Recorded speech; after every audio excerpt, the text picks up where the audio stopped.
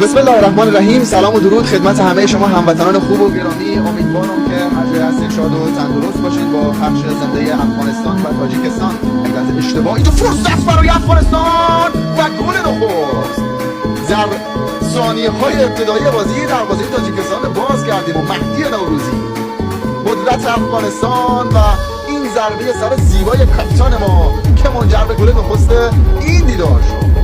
به سختی خود رساند به این مسابقات او و امید قنبری تقریبا دیگه در دقیقه آخر خود رساندن. حالا باز هم فرصت برای افغانستان و گل دوم مرتضایی در مقابل تاجیکستان. ببینید سید مرتضی حسینی پاس داد برای سید حسین موسوی و در نهایت گل دوم افغانستان که این گونه به ثمر میرسه. البته حالا بازی ادامه داره. محمد جواد سفری پاس خود رساند برای سید مرتضی حسینی، حرکت عالی، این ضربه پرقدرت و گل سوم.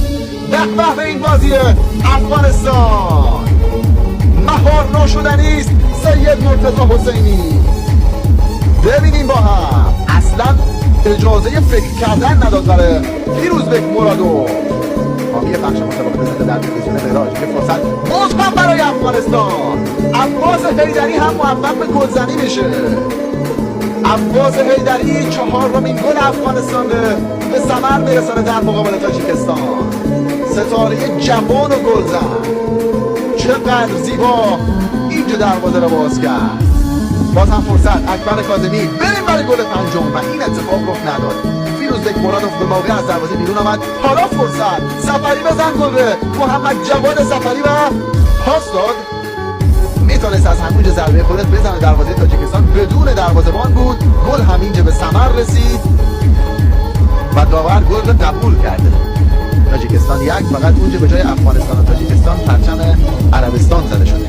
اینجا فرصت باز هم برای افغانستان و اکبر کاظمی گل پنجم رو به ثمر رساند.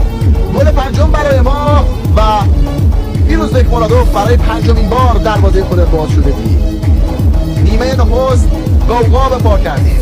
این گونه پنجمین گل برای ما به ثبت میرسه به بهترین شکل ممکن. عالی و فوق‌العاده.